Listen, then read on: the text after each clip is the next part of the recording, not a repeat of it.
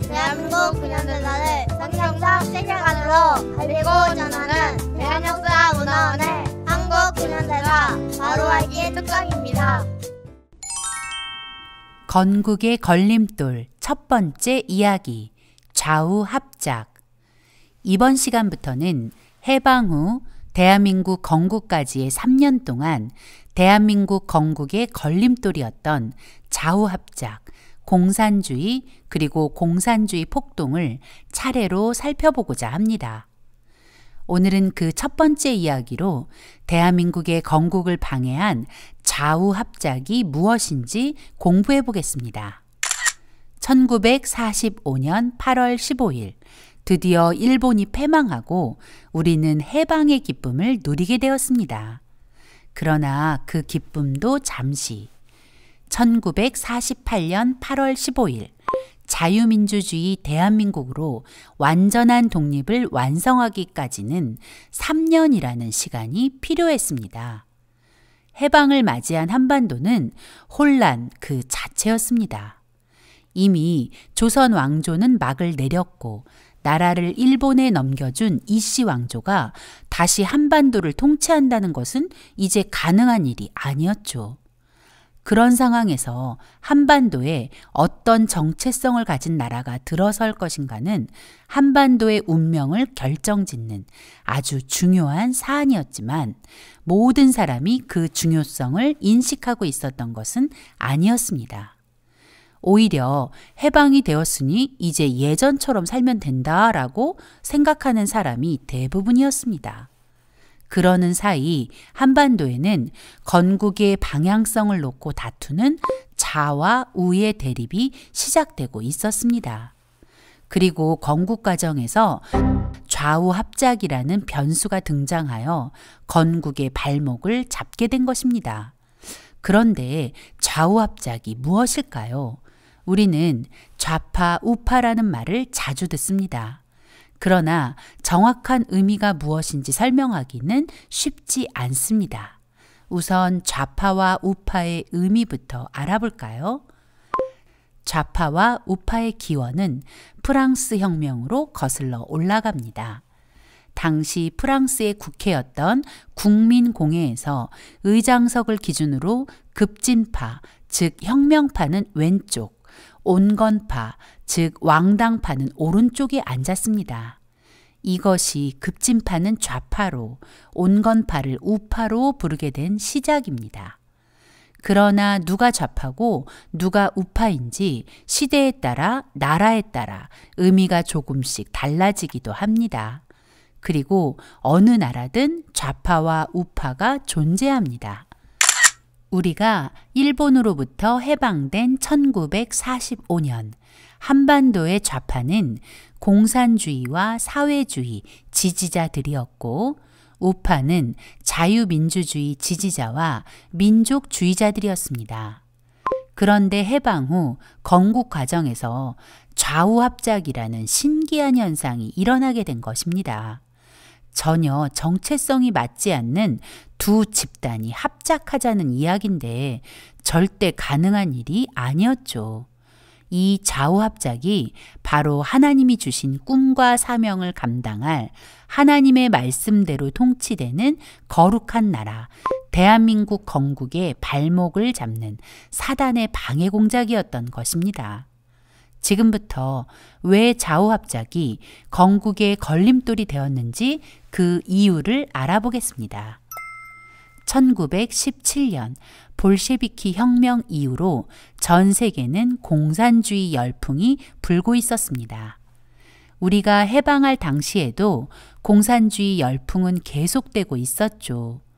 공산주의 사상은 마치 모든 사람에게 진정한 행복을 가져다 줄 것처럼 보였습니다. 왕정제도와 신분제도의 굴레 속에 고통받던 조선 백성은 일제의 나라를 빼앗긴 36년 동안에도 여전히 그 굴레를 벗어나지 못했습니다. 그런 조선의 백성들에게 들려온 공산주의자들의 말은 너무나 획기적이었습니다. 부자와 가난한 사람이 똑같이 나눠 가지는 평등한 세상을 공산주의가 만들어준다니 얼마나 좋은 말입니까?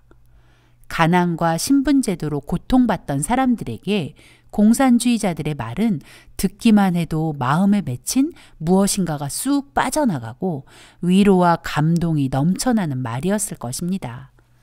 그래서 해방 후 한반도에는 공산주의의 실체를 모른 채 공산주의와 사회주의를 지지하는 사람이 넘쳐났습니다. 1946년 미 군정청의 조사에 따르면 38선 이남에 사는 사람들의 78%가 사회주의와 공산주의를 지지한다는 결과가 나왔다고 하니 그 당시 공산주의 열풍이 얼마나 강력했는지를 알 수 있습니다. 더구나 대한민국이 자유민주주의 체제로 건국된 것은 그야말로 기적이었던 것이죠. 우리가 일본으로부터 해방되기 직전인 1945년 8월 9일 소련은 일본에 선전포고를 하고 한반도에 들어왔습니다. 명목상으로는 일본 군대를 한반도에서 몰아내겠다는 것이었지만 사실은 한반도를 공산화하려는 속셈이었죠. 소련 군대가 북한으로 들어왔을 때 소련의 속마음을 몰랐던 사람들은 일본을 물리쳐줄 군대가 들어온다는 말에 소련 군대를 환영했습니다. 앞으로 소련이 얼마나 끔찍한 일을 저지를지 상상도 못하고 소련군을 환영한 것이죠. 하지만 소련 군대가 북한에 들어올 즈음 이미 일본은 망해가고 있었습니다. 45년 3월 10일 미국이 도쿄에 어마어마한 양의 네이팜탄을 쏟아부어 도쿄를 초토화시켰고 8월 6일과 9일 각각 히로시마와 나가사키에 원자폭탄을 투하해 일본의 무조건 항복을 받아냈습니다. 그러니 소련은 이미 차려진 밥상에 숟가락을 얹은 것뿐이었죠. 이런 상황에서 조선 총독부는 일항의 항복이 공식화되면 한반도에 있던 일본인들의 안전을 장담할 수 없었기 때문에 대비책이 필요했습니다. 조선 총독부는 조선 사람들이 신뢰할 만한 사람을 선택해서 그 사람에게 치안권을 이양하여 일본인이 안전하게 빠져나갈 동안 안전을 보장받겠다는 수를 생각해냈죠. 조선 총독부가 국리 끝에 낙점한 사람은 여운형이었습니다. 여운형은 배제학당 출신으로 승동교회에 출석하던 기독교인이었습니다. 자신의 집 노비를 속량하고 독립운동도 했습니다. 그런데 문제는 그가 공산주의자였다는 것입니다. 여운형은 1920년 8월 상해에서 고려공산당 결성에 참여했고 이루크츠크 고려공산당에 가입했으며 1923년 소련의 지원을 받아 임시정부의 개조 또는 해산을 목표로 한 국민대표대회 소집에 주도적 역할을 한 사람이었습니다. 공산주의 ABC와 마르크스의 공산당 선언을 우리말로 번역했고 1929년 일본에 체포되어 3년 복역 후 석방된 후 국내에서 활동하며 1945년 가을부터 김일성에게 포섭되어 비밀리에 북한을 왕래하며 김일성 및 소련 군정의 지시를 받아 활동했던 공산주의자였습니다. 당시 많은 사람이 공산주의가 좋은 줄로만 알았던 때라서 여운형은 조선을 위해 일본과 싸우고 조선 사람을 사랑하는 정의롭고 존경할 만한 사람으로 보였을 것입니다. 일본은 하필 그 여운형에게 조선의 치안권을 넘겨줄 테니 일본인의 안전을 보장하라고 제안한 것입니다. 여운형은 조선 총독부의 제안을 받고 서울의 은신에 있던 공산주의자들과 만나 일본의 제의에 어떻게 대응할지 상의합니다. 공산주의자들에게 정말 기쁜 소식이었죠. 이제 일본이 떠나면 새롭게 나라를 건국해야 하는데 공산주의자들은 그 나라가 당연히 공산주의 체제의 나라가 되길 바랬죠.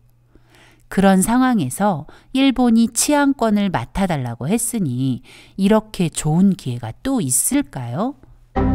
그들은 일본의 제안을 받아들여 치안권을 접수하고 민족통일전선체를 만들기로 결정했습니다. 민족통일전선체는 공산주의자들이 쓰는 주요 전략 중 하나입니다. 공산주의자들은 자신들의 목적을 이루기 위해 적이나 아군을 가리지 않고 연합하는 전략을 사용하는데 실제로 힘을 합하는 것은 아니고 그런 척하는 것입니다.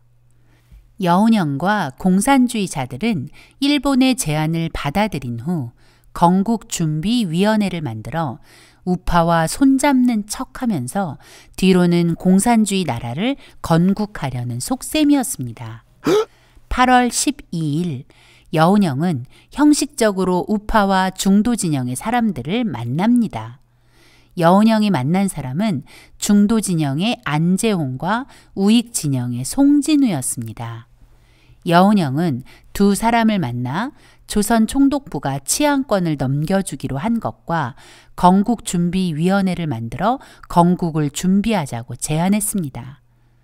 중도의 안재홍은 좌우합작으로 건국을 준비하자는 의견에 동의하지만 우익의 송진우는 반대했습니다.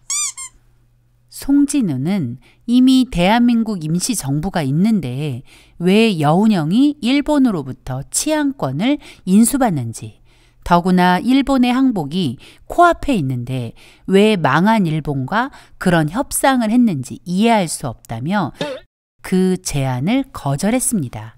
우익의 반대에도 여운형은 1945년 8월 15일 아침 일본에게 치안권을 인계받고 그날 밤 건국준비위원회를 결성합니다.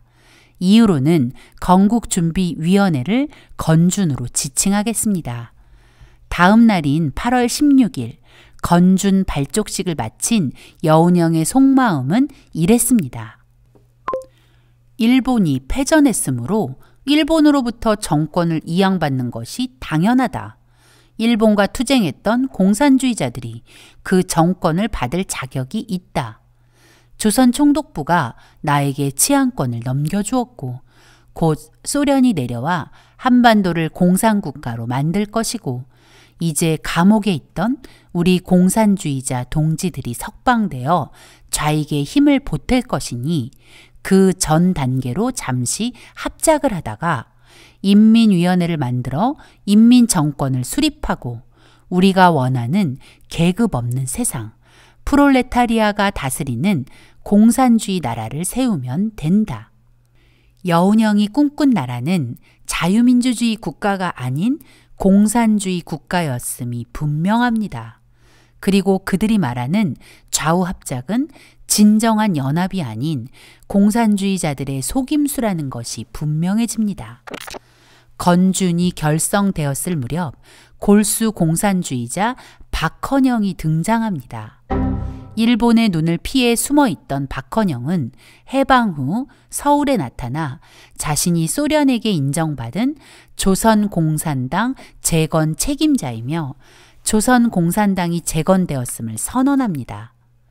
게다가 건준의 주도권도 박헌영에게 넘어가게 되었죠. 그런 상황을 지켜보던 중도의 안재홍은 건준의 실체를 알게 되었습니다. 자신이 속았다는 것을 깨닫게 된 것이죠. 그렇게 9월 초 중도파 안재홍도 건준과 결별을 선언합니다.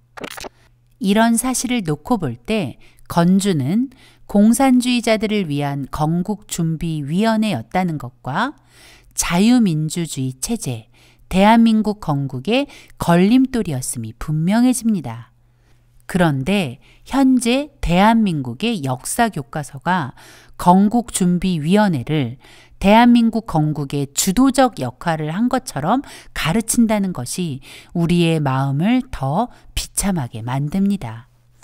박헌영은 여운형에게 건준의 재건파 공산주의자들을 더 많이 참여시키겠다고 통보하고 건준 창설 멤버 중 일제 말기에 일본에 맞서 투쟁하지 않은 사람들은 모두를 건준의 요직에서 배제시켰습니다. 여운형은 그야말로 낙동강 오리알이 되었죠. 이제 건준은 박헌영의 뜻대로 움직이는 더 확실한 공산주의자들만의 모임이 되었습니다.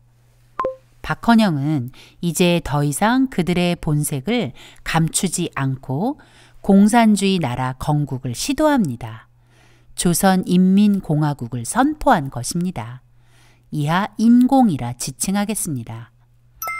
1945년 9월 6일 밤 박헌영과 재건파 공산주의자들 그리고 소수의 경인지역 노동자들은 경기여고 강당에 모여 우리는 3천만 조선인의 총의에 입각한 정부다 라고 주장하며 한반도의 공산주의의 정부 인공을 선포했습니다. 말도 안 되는 억지였습니다. 이렇게 공산주의자들의 빠른 움직임에 혼란스러워진 남한의 상황을 지켜보던 미군정 사령관 하지 장군은 정부인 것처럼 행세하는 정치단체의 활동은 어떤 것이든지 모두 불법으로 취급할 것이다 라고 선포하고 건준과 인공을 불법 정치단체로 규정했습니다. 한반도가 공산주의자들에 의해 혼란스러운 상황에서 8월 9일 북한에 주둔해 있던 소련은 해방 후 열흘 만인 1945년 8월 24일부터 25일 38선을 봉쇄하고 남북의 통행과 통상도 막아버렸습니다. 그리고 9월 6일에는 통신과 우편의 왕래도 차단해 한반도를 완전히 둘로 갈라놓았습니다. 이런 상황에서 1945년 9월 8일 뒤늦게 미국이 남한에 주둔을 시작한 것입니다. 1945년 10월 16일 드디어 자유대한민국의 건국을 책임질 이승만 박사가 33년의 망명생활을 마치고 고국으로 돌아왔습니다. 이승만 박사가 한국에 들어오면서 이제 남한은 본격적으로 자유민주주의로 나라를 건국하려는 자유민주주의, 반공, 반소 세력과 공산주의, 좌우합작 세력이 팽팽하게 대립하게 됩니다. 남한이 공산 세력과 반공 세력, 거기에 좌우합작까지 더해져 혼란 속에서 갈팡질팡하고 있을 때 북한은 이미 스탈린의 지령에 따라 공산화가 진행되는 중이었습니다. 북한은 우리나라의 행정부에 준하는 북조선 임시인민위원회를 만들어 공산주의 건국을 벌써 완성한 셈이었습니다. 이 모든 일은 스탈린의 주도하에 이루어진 것입니다. 스탈린은 소련 주변 나라들을 공산국가로 만들려는 야심을 가지고 있었고 한반도도 예외는 아니었습니다. 소련은 이렇게 주변 나라들을 차근차근 공산화해 나갔습니다. 그러나 미국은 공산주의의 악랄한 실체를 모른 채 공산주의와 친구가 될 수 있다는 망상에 빠져 있었습니다.